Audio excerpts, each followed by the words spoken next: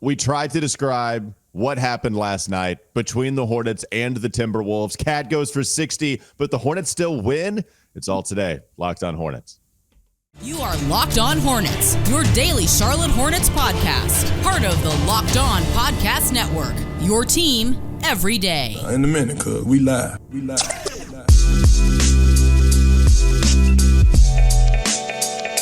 It's Locked On Hornets, part of the Locked On Podcast Network, your team every day. Thanks for making us your first listen. We're free and available anywhere you get your podcast, and that includes YouTube. Real quickly, today is brought to you by FanDuel. This episode is brought to you by FanDuel. You can make every moment more. Right now, new customers get $150 in bonus bets guaranteed when you place a $5 bet. Visit FanDuel.com/lockedon to get started. I'm Walker Mail. You can listen to me on WFNZ celebrating the Hornets win from last night, 12 to 3 p.m. every weekday on Wes and Walker. And there's Doug Branson. If you watch him on YouTube, if you check him out on everyhornetsboxscore.com, that's his Substack. It was a happy Substack last night. You can also see him wearing the Big Dub hat, which this is what the Big Dub hat was made for. This is what got you to get the piece of construction paper, cut a big old W, and put it on an antennae hat. This is why we do it. When you beat the Western Conference top overall seed at the moment, when you beat Anthony Edwards, who's playing like a madman, and people are saying he resembles a certain someone. We won't mention his name. And then Cat goes for 60, and you spoil it. That's why you don the hat, and I appreciate you bringing it out immediately. Hornets win! Oh my God, what an amazing win. What a time to be alive. What a time to be a Hornets fan. What a time to be a sicko. This game was absolutely disgusting. It was for all of the sickos. And Walker, I've got so much sicko content. I posted something on the community page on YouTube, asked for people's favorite moments, depraved sicko thoughts, and I just want to share them throughout the show. This needs to be a sicko-driven show because against all of the odds, despite so many things going against the Hornets, they managed to get this win in Minnesota against the best team in the better conference. And I'm going to start with Retro Default 7913, who said, "That B Millie step back midi in mini as we got a winnie got me feeling lucky like landing heads on a penny." Boom! Let's go. That is the best. Is that the best text you've ever received? Has to be. Context, rhyming, it's all left me fantastic. Satisfied. That was. You're getting swiggy with it. After a witty and mini, you're getting swiggy. Yeah, let's go over some of this. Where do you want to start? So it can be sicko driven. You have the sicko satchel. You are the keeper of the sicko comments. You are a sicko yourself. Where do you want to start here, Doug? You just want to go with Cat going for 60 and how that contributed to a win? Where do you want to go? Well, I want to start with the word despite because I wrote that word many times in my opening salvo on Every Hornets Boxscore. I just want to read my opening paragraph because I think it really sets the context for this win, okay? The Charlotte Hornets pulled off a stunning defeat of the best team in the better conference despite one of their best players, Karl Anthony Towns, putting up a 62-point career-high scoring effort on 60% shooting and 10 made threes. They did it despite the fact that they played a team that plays with more skilled size in the league, and the Hornets were without their starting center and their backup center due to injuries. They did it despite their star tandem of guards combining to shoot under 40% and only making one Walker combined three-pointer between Rozier and LaMelo Ball. They did it despite being down 15 points going into the fourth quarter after losing the third quarter by 10 points. They did it despite giving up 18 three-pointers on 45% Minnesota Timberwolves shooting. It was incredible to watch that fourth quarter. So if we go with Cat, okay, Cat scores 44 points in the first half. He gets fouled and hits one of his two free throws. Had a chance for 45, had a chance for it a few times, but ends up with 44 in the first half and then immediately hits the first bucket coming out of the locker room. So it looks like not only is Cat going to be shot hunting, which he was doing all game long because, of course, this guy has 81 on the brain. He's got 100 on the brain. When you go for 44, you think, I can just continue to shoot over everyone. They're playing small ball. Even me, Cat, the guy that is criticized for being too soft all the time, now I'm really aggressive. I can take it to PJ Washington. I can spin move Miles Bridges at the free throw line, and I can get to the basket whenever I want. Who's going to stop me? Nathan Mensah? No, it's going to be me shooting threes and getting to the basket whenever I want to. And then in the second half, after hitting the first bucket, he misses 3 shots in the third quarter. That's as many as he missed in the entire first half. And then Doug, I mean, you could see it. Every Minnesota possession for a while was going to end in a made field goal from Cat, a missed field goal from Cat, or a turnover. And a lot of them ended up in turnovers. And if you heard Marlon Garnett, it was a hilarious halftime interview with Marlon Garnett coming back out of the locker room with Ashley Shamity. Marlon is just kind of laughing, saying, we got to make it harder on him. We can't just tee him up for 3-point shots. But then he said, we have to look at the bright side. He did have 5 turnovers in the first half. So maybe we can force some more. And that's what happened because everybody else was starting to be more efficient. Any possession in the second half until you got to the fourth quarter, and then they just started to, pee themselves like the puppy in Phoenix. What happened was Carl Anthony. So everybody else was shooting well. Everybody else was getting open looks. But it was Cat's time. They were up 20. Of course, they were going to win. They were up like 17. It's not close enough. And then the Hornets got hot. And then they started making 3 after 3 after 3. And, they found a way to come back. You're right. That was a gross, sick game. I had 0 words how to describe that thing. Well, Chris Finch, head coach of the Minnesota Timberwolves, he was the upset owner of a bad puppy. He was getting the spray bottle out. He had the newspaper. He was calling them disgusting. It was amazing to eat all of these Minnesota Timberwolves tears. I want to read 2 things from the sickos that leads me into this Cat discussion.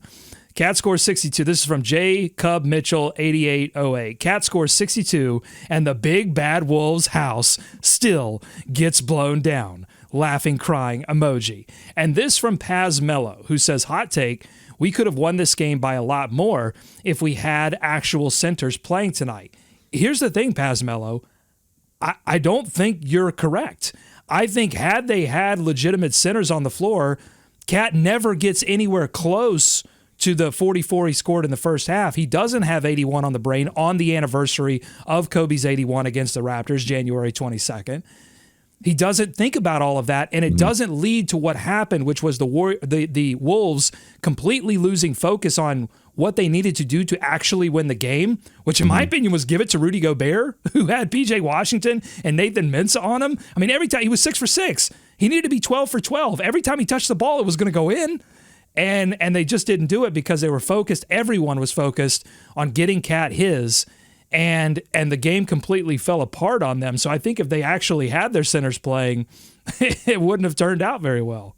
Well, and it's also, that's a great defensive team. Their offense is actually the thing you worry about as far as an NBA Finals contender. They're early 20, or I think they're low 20s in offensive efficiency and defensive rating. They're fantastic. Rudy Gobert is going to win Defensive Player of the Year. And so they lose their identity in this game. They allow 128 points to the Charlotte Hornets, Doug. And this is the second straight game, or this is the second time in 3 games, where they get to 120, and that's, of course, because of LaMelo Ball. The one game they didn't get to 120, it was when LaMelo didn't play. So LaMelo, he is a 30 to 40 point difference offensively. I think it's crazy to say that, but he is. Defensively, you might give up more points, but clearly they are a better basketball team when he's out there on the floor. And then Minnesota, their identity just vanishes because now it's everything is about getting Cat towards 80 points. And the Hornets did enough shot making too in the first half, right? LaMelo finished with 11 in the first half. Miles got going in this game. Didn't hit a lot from distance, but he was aggressive. He was trying to attack. He started well. He was red hot from 3 to start the game, well, and then kind of faded the first offensively. half. Yeah. So in the first half, that's where he was able to set himself a foundation, and it was enough to go get the win in the second half. You got some more thoughts, or you want to move on? Well, just one more thing on Karl Anthony Towns and the context around this game. And then I think in the second segment, I really want to dig down into the heroes, the Hornets heroes of this game. And there were many. I mean, this took a full team effort down all the way down the bench. This was one of the rare performances from the Hornets bench that was even moderately good. I mean, they have been generally a negative. I mean, you would take a neutral bench at this point. This is actually a positive bench performance. They beat, and obviously, I mean, Cat scored 60 plus. You're not going to have a lot of bench points, but the Hornets beating the Wolves in bench points, I think, was significant. But the thing about the Karl Anthony Towns deal is that Chris Finch tried to take him out of the game, and cool the team off and like try to refocus the team. And as soon as he goes back in there, they reverted completely back to it. Anthony Edwards comes into this game. He was sick. It was a threat not to play at all, decided to play. And then I think as soon as Cat got it going, Anthony Edwards was like, all right, I'm not feeling well anyway, so I'm just going to distribute. And so you didn't have to deal with the Anthony Edwards scoring threat, which kind of tricked the Hornets a little bit. Part of why Cat got his so well in the first half is because the Hornets were doubling Anthony Edwards as hard as they could, and it was opening up Cat and a lot of other players. And Nickeil Alexander-Walker had a ton of open threes in the corner. And finally, when Anthony Edwards decided, all right, I'm not going to shoot through these doubles, I don't feel well, then the Hornets finally were like, all right, we don't have to double him as hard. Then in the second half, they focused on Cat and were able to slow him down. So just incredible stuff. But I want to talk about that fourth quarter because it was amazing. All right, let's do it. Coming up next on the Locked On Hornets podcast. Don't go to sleep on the Hornets just yet. Don't do it. We'll talk more about the fourth quarter because it was amazing. And we'll talk about some of the plays and the details that go into the win for the Hornets, despite Cat going for over 60. That's coming up next.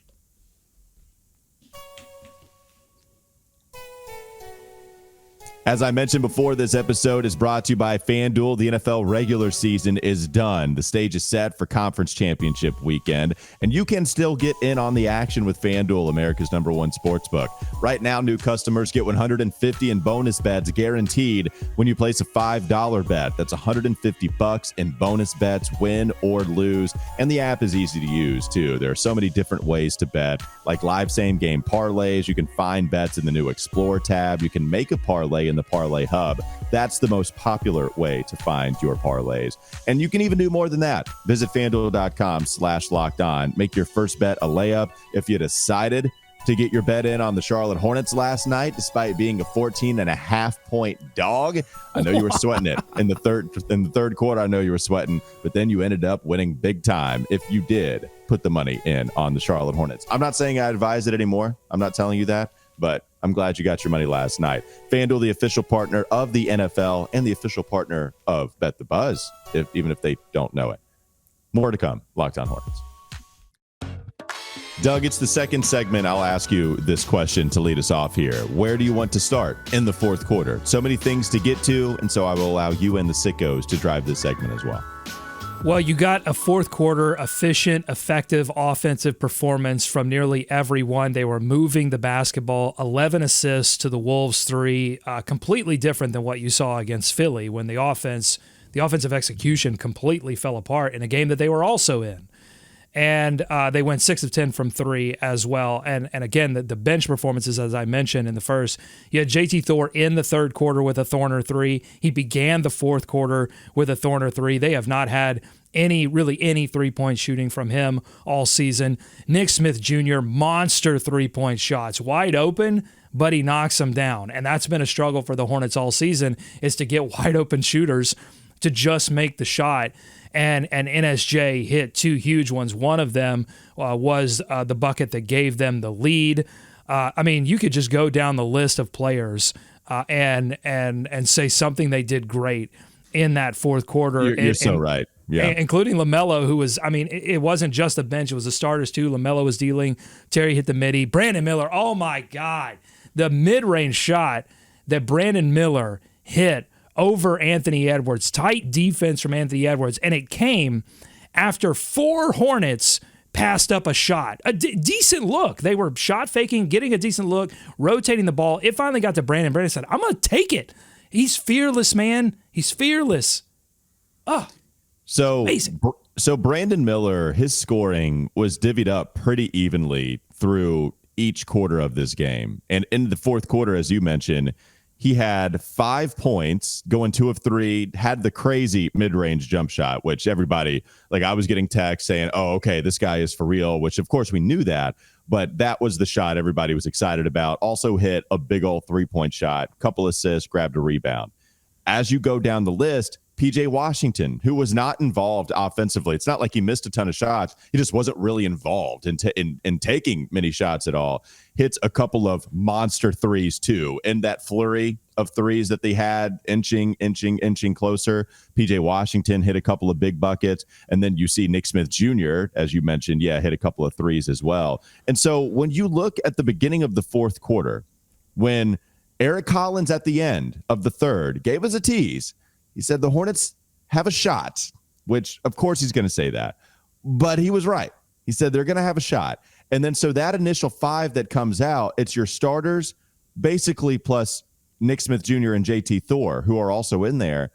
They're a plus 13. They go on a 21-7 run to set the stage for that final comeback. 21-7 plus 13. And the guys that are in for Minnesota, it's Cat playing a bunch. It's Rudy Gobert. It's Jaden McDaniels, their defensive stopper. And then they had Shake Milton and Jordan McLaughlin. So they kind of did the same thing with the Hornets where they had a couple of bench players in there. The Hornets won those minutes, and then they eventually win the game because they just kept trying to force feed Cat. And you're right with Rudy. Rudy was getting opportunities off of the offensive glass, and then he would just tip it in. That was because he's just bigger than everybody by like a foot. And it ended up going the Hornets' way because so many different players got involved. You're right. Like, everybody deserves some love here. JT Thor defensively, there were a couple Two of blocks, defensive. one of them on Cat in the fourth quarter. Crazy to see it happen. Leaky Black. Yeah, we just got a sudden appearance from Leaky Black. What an adjustment from Steve Clifford to say, all right, I'm going to get some length on the floor here. My centers aren't really being able to be effective, so I'm just going to get some more length on the wing. 4 minutes and 41 seconds of action for Leaky Black. 7 points, 3 rebounds, 1 assist. And the game sealing free throws, or at least it put them up 3, forced Cat to heave one up that airballed. So many things to choose from. I mentioned the NSJ stuff, the Thor defense, the Leaky Black minutes, and Ish Smith, some mid-range play in the first half, in the middle of this game, that I thought everything was about just staying close enough to Minnesota. And I thought the play of the game, I'm going to be crazy here, the play of the game, and I know I'm biased because I am the president of the More Thor movement, but it was Thor's corner 3 at the end of the third quarter, and I'll tell you why. Chris Finch takes Cat out of the game, and the Wolves immediately start playing better because they're not force-feeding it to Cat. Yeah, they're moving the ball. They're getting it to Rudy Gobert. They start to dominate the Hornets. They start to pull away. If this thing is 20 points going into the fourth quarter, the Hornets don't win this game. And I think his corner 3 to make it 15 was significant because it made it close enough that when Cat got back in, that Chris Finch had to put Cat back in the game, and once he got back into the game, he started hunting again. So, play the game. Well, and so JT Thor, continuing to talk, I don't want to focus too much on Thor because there are other heroes in this game. I do. I know. Yeah, I know we're back, do. baby. I know you do because you're a sicko. The 3-point shot that he hits, he hit one against Philadelphia, but he had only hit 2 other 3-pointers this month. He'd only hit 1 in the entire month of January. And so if you go to his season total, I mean, he's got to have like not even 10 on the season. And that's what, I mean, he keeps taking them. But yeah, he probably has a little more than 10. But the point is made that he doesn't hit a lot of those shots. Yeah, let's just focus a little bit more on Brandon Miller before we move on here, Doug. This is the 3rd straight game where Brandon has come alive in a monster way. This is after he falls on the NBA rookie ladder. This is where he's nowhere to be found in the top 10. It was a rough go. He had been sick. He had been battling all sorts of different nagging injuries, whether it be, more than nagging, or a neck injury, right? Concussion that he hit when he hit the floor against San Antonio the first time. He's been battling some ankle injuries here and there, but he was ready to go this week and has gone for 3 straight 20-point performances. And the shot making from distance is crazy. He's getting out in transition and helping out a lot.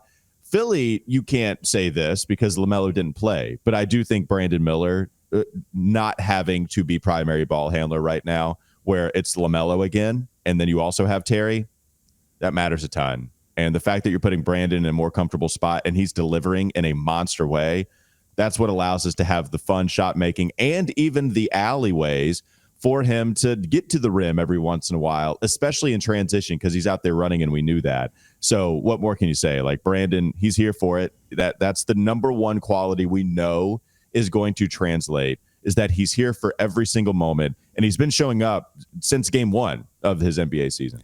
Yeah, Brandon Miller, I don't think he was ever officially diagnosed with a concussion. His head hit the floor pretty hard, but I would have certainly seen Tweety Birds, but I think they stuck with the lower back injury that he was dealing with. And then, of course, he got sick, hip flu. So he's battled a couple of things, a couple of ankle situations. That's right. The hip flu, yeah. So here's the thing on Brandon Miller. You're right. Not being primary ball handler, he's so good when he's catching it on the wing with a little room to run, because then he can get the defender on the back foot, and then he can pop up for the mid-range shots. What he did to Anthony Edwards, he did it to Gobert a few times. But it's not just that. He has step-back three over Gobert's long arms. Like, he's using his God-given length to create space against players he has no business hitting, or that normal players wouldn't have any business shooting over. He's immediate when he catches it on the DHO off the side pick and roll or side DHO situations. He immediately goes up with it. Here's the thing that's impressed me most about Brandon Miller over these past 3 games. I think he's played with the most strength and physicality that he has all season long. He's not going to push many centers around in the league. Gobert presented him that opportunity, and he was physical with Gobert going after rebounds. That's what you love to see. He was physical in this game. He was seeking out contact. He was trying to get to the free throw line. And, they gave him a few calls. They couldn't give LaMelo a call, but they gave Brandon Miller a few calls. Just super impressed with what he's doing right now. And, again, everything is a learning experience for him, and he learns so quickly. And you just have to be excited about what he's going to give you the rest of this season and into next season as well. Well, and so if we were to go to some of the things we were worried about with Brandon Miller coming from the college game to the NBA game, one of the things that I was worried about was him getting his shot off, because it is a low release, and he would get his three-point shot blocked at Alabama every once in a while. But what we're seeing here, and it's just adapting because he's such a smart basketball player, he is getting that shot off with some of the step backs that he's shooting. And if you shoot it over Rudy Gobert, then that's like the ultimate test. That feels like you get past Glass Joe. He just faced Mike Tyson last night and trying to get that shot off, and he was able to do it over the defensive player of the year, the Stifle Tower, the guy that blocks a million shots and protects the rim better than anybody in the NBA. Yeah, Brandon's able to do that. So the fact that you have that in your bag and you've been able to adapt halfway through the season, it's great. And he'll continue to do so. Yeah, because look, he's pretty much zero threat to go all the way to the rim. But he has proven over this time enough to show up on a scouting report that he is a serious threat from mid-range. Yep. And to be a serious threat from mid-range, it obviously means you're knocking down shots, but it also means you're making great decisions with the ball in your hands, meaning you're going up for the shot when you've got it and you're open, and you're also passing it when you're not open when they send an extra guy, which teams have sent an extra guy at Brandon Miller when he has been the primary scorer this season. And so when that shows up on the scouting report, that is going to filter down, and guys are going to respect that mid-range, and meaning that it's going to open up a little bit of space for you at the three-point line if you have the skill, like Brandon Miller does, to get to that step back and effectively knock down the shot. All the respect in the world for what Brandon Miller did. 11 of 13 in this game, 3 of 4 from 3, only took 4 three-point attempts, 27 points, 3 rebounds, 2 assists, 1 steal. Great. Mm-hmm. Great game. One more segment to go. Let's hit it. Coming up next on the Locked On Hornets podcast. Don't go to sleep on the Hornets just yet. We'll get through our final observations, and Doug wants to have a sound bite off. Eric Collins was in his bag last night, as you would expect. This is the one. Can you imagine if Eric Collins was sick for this game?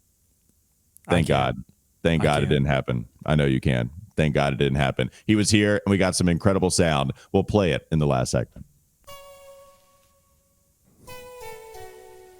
This episode is brought to you by Prize Picks. Prize Picks is the largest daily fantasy sports platform in North America, and it's the easiest and most exciting way to play DFS. It's just you against the numbers. That's it. Instead of battling thousands of other players, including pros and sharks, You pick more than or less than on 2 to 6 player stat projections and watch the winnings roll in. With the basketball season here, you can now pick combo projections across football and basketball from the Specials League. Now, you don't have a lot of time to be able to do this, but you still have a little bit of time with Conference Championship weekend being here after the divisional round. So if you want to play with Travis Kelce, who's still rolling, go to the receptions. You can go with over receptions there, 10.5 combo, maybe paired with a 3-pointer, LeBron James. If you want to do that, that is available to you. And Prize Picks even offers a reboot policy so that your entries stay in play even if one of your players gets injured. For football and basketball games, if you have a player who exits the game in the first half and doesn't return in the second, that player is rebooted. Prize Picks is the only daily fantasy sports platform with an injury insurance policy. Go to prizepicks.com/LockedOnNBA. Use code LockedOnNBA for a first deposit match up to $100. Again, go to prizepicks.com/LockedOnNBA. Use code LockedOnNBA for a first deposit match up to $100. One more segment to go. Locked On Hornets. So, Doug, we give all of the players love, especially in the fourth quarter. What they were able to do there, everybody hit their shots, incredible. Terry came alive in the fourth quarter again, and he's been a clutch player his entire time, really, in Charlotte. Had 6 points, hit a few field goals. He was big. Not very involved in the offense, though, early. Playing like somebody. Maybe his mind was elsewhere. Maybe it was in South Beach. This thing is ramping up. This feels, Doug, like it's time. Feels like it's the time that Mitch Kupchak is going to actually do something in the middle of the season. And it's not to acquire more talent, which we've wanted to do for the most part. We've wanted to try to win with LaMelo here. We want to try to make your star happy, but also really go for it and compete in a playoff series. Get out of the play-in tournament, get to a playoff series, and compete as much as they possibly could. And they haven't done it. They traded for Montrezl Harrell. I like the trade. I thought it was good. But he's gone after like half a season. And now it feels like you might just see Mitch Kupchak do something here, Doug, and Terry Rozier might just be on up out of here. And it's not necessarily a foregone conclusion that he's going to Miami. You know, I wonder about the Knicks because the Knicks do have first-round picks that they could deal. And I know. I'm just telling you. Wait. Why do we have to have this conversation right now? I just want to live. I want to live in the joy of what happened last night.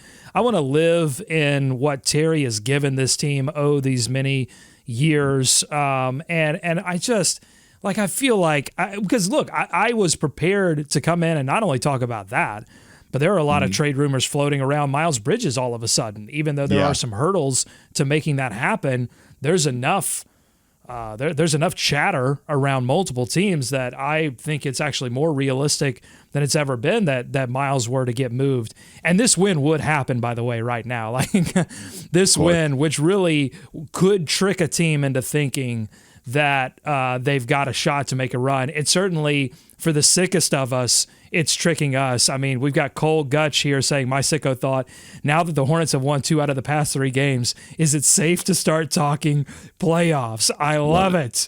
Yeah, so if it's tricking sickos, you know it's tricking Mitch Kupchak, who wants to believe so much that the core that he has built, if they were just healthy enough, could actually compete. So it'll be interesting to see what happens there. And I know you and David are going to talk about that extensively tomorrow. But I want to talk about Eric Collins because this man just won an award and then he missed a game because he was sick, and now he's back 100% healthy and he sounded like it. He has not had a lot because, look, in seasons past, especially that 43-win season, you know, he would show up all the time on my timeline from people that were just like, who is this guy in Charlotte? You know, I think it's when he really burst on kind of to the national scene. We knew what EC was about. But it was that team and how exciting they were offensively that gave him so many opportunities to make crazy calls. And he has just been sitting like a dormant volcano, ready to explode these past 2 injury-filled seasons. And boy, did he.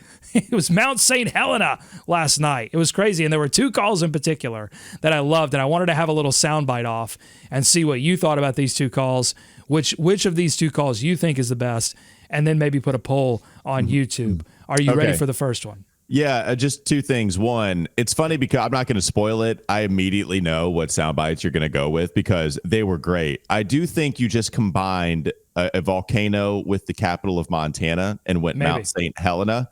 Maybe. Mount St. Helens, I think, is the volcano that you meant to reference, but I'll look it up.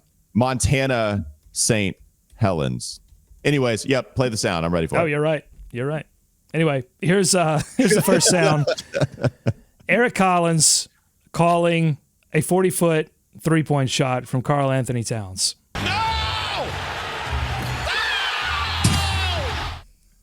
He lost it. We've seen it before, and this is when we had Eric Collins on a couple of years ago. When we were debating, when it was like after a Miles Bridges dunk, where was it him just letting out some big ball of energy and just saying words or saying just some kind of sound that was deep within him, or was he actually saying something? And Eric clarified that for us. And so we've heard this a couple of times.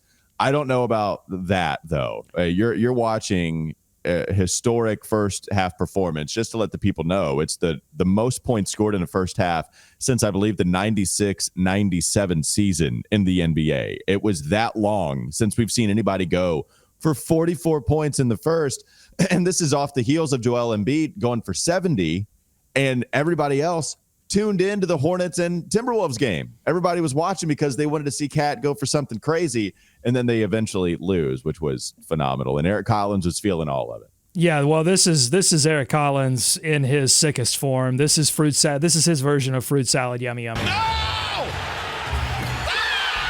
He's just like, how do the Hornets always, they catch the LeBron 60, they've caught a Jason Tatum 50 burger. I remember him doing a similar thing like this when Zach LaVine had 50 plus against the Hornets, and he was just three after three after three, and then you heard,